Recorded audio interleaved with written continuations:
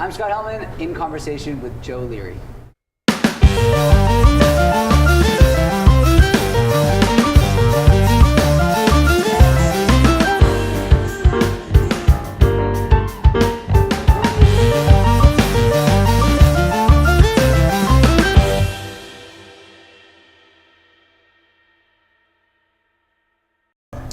In checking your tour itinerary, you literally are traveling the world or have been traveling the world. Is there something kind of intrinsically special when you're playing a gig on Canadian soil? Yeah, definitely, and more intrinsically special when it's, a city like Vancouver, a city like Toronto, places I, kind of grew up coming to, and yeah, there's just a lot of meaning for me in these places, so. What's it like when you're in a foreign land though, where you're not really accustomed to perhaps the lay of the land and the fan base? Does music translate? Is music just music to a fan in Copenhagen versus Montreal? Is it kind of the same thing? Yeah, I think that's what's so brilliant about music is it doesn't matter where you are. It always matters, and it's always the way people communicate.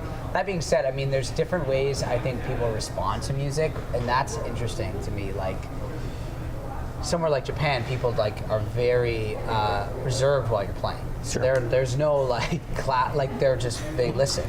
And that's not something I'm used to. So does that kind of throw you? You're thinking aren't you liking me? Well, yeah. I'm also like in between Generation Z and Millennials, so I need constant recognition and pats on the back, or else my self-deprecation gets away from me. So you're kind of on stage and you're like, do people like this? And then they clap and you're like, yes, they like it, So it's just a different way of doing things, but it's cool, man. I think that's such a cool thing to learn about, but at the end of the day, it's all just music. So in terms of being in, say, foreign lands and working on Little Sleep and having to get from country 1 to country 2, at the end of the day, do you come back off tour and go, man, that was fun? Yeah, for sure. I think it's one of those things, it's like, there's a really great quote. There's this book called Essays in Love, which I'm a really big fan of, by a writer named Alain de Botton, I think I don't know how to pronounce his name, but he says this thing about how when you're in love, the whole time you're thinking, is this it? Is this good enough? And then afterwards you're like, well, that was great.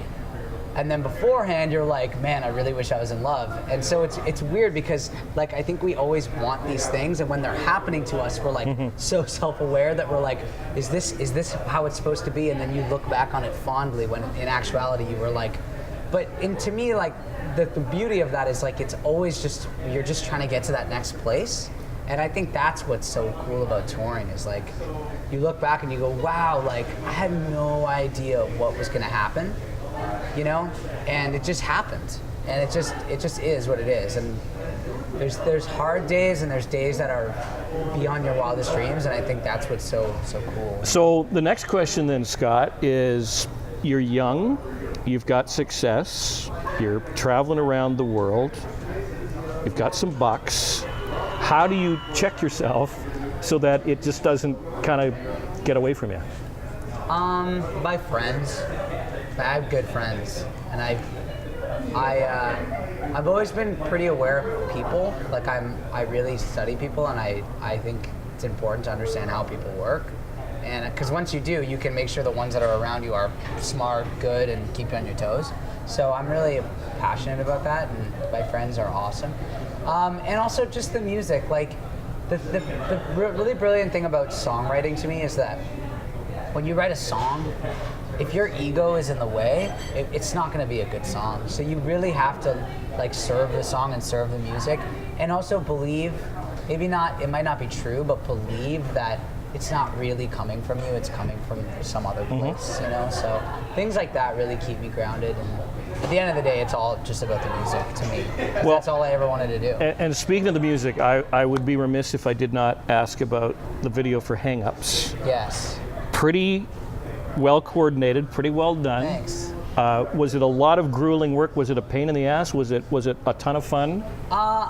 Somewhere in between a pain in the ass and a ton of fun, for sure. But the cool thing about that video was that I mean, I just called Benn McGuire, the director, and I mean, I work with him very closely, and I really wanted to have a video where I was upside down, like that was it. I just had that visual, and I was like, thought that would look cool. Because that's how I write songs. I start with something really simple, really simple ideas, simple hook, whatever it is, and then I expand from there. Because my brain is like, I can probably expand on anything, so I'm more about trying to start at a simple place. And then he came up with this idea of this rotating room and having everything in the room be stationary because the camera would rotate with the room. So just such a great idea, and I love simple videos. I think music speaks so loud when it's good that you often run the risk of overcomplicating a video. And I just wanted to keep it simple, and I had a blast making it. So was there any? I mean, because I know, I'm sure I know of the camera trickology, if you will. But was there any physical demands on your part to pull that off? Yeah, because the whole thing about that video was, me and Ben are like kind of maniacs, but we wanted to get just one take. Yeah. Which we actually did get. I ended up wanting to put in a couple edits after, but I mean, we edited that from pretty much one take, which we took at so I got in that room at probably like 10 a.m., 11 a.m., and I left at like midnight. So I was in that room for like a whole day. I mean, we had lunch and a couple breaks, but pretty much all day. And it was really just like a matter of coordinating, like, okay, now that the room has rotated, so I'm standing on what appears to be the right wall, I have to move my body to make it look like I'm on that wall, and then I'm on the ceiling, and I have to like do all this stuff. So it was just a matter of like, okay, we got to the first chorus, okay, now let's do it again, and let's try to incorporate stuff in the verse. And then once we had like built a choreography, then we were just running it, and then we felt like we had probably 3 or 4 really good takes, and then we were done. But it took a really long time, and I woke up with bruises all over my body. The payoff was there, though. Definitely, yeah. Scott Helman, thank you, sir. Thank Always you, a pleasure. man. Cheers. Yeah. See you soon.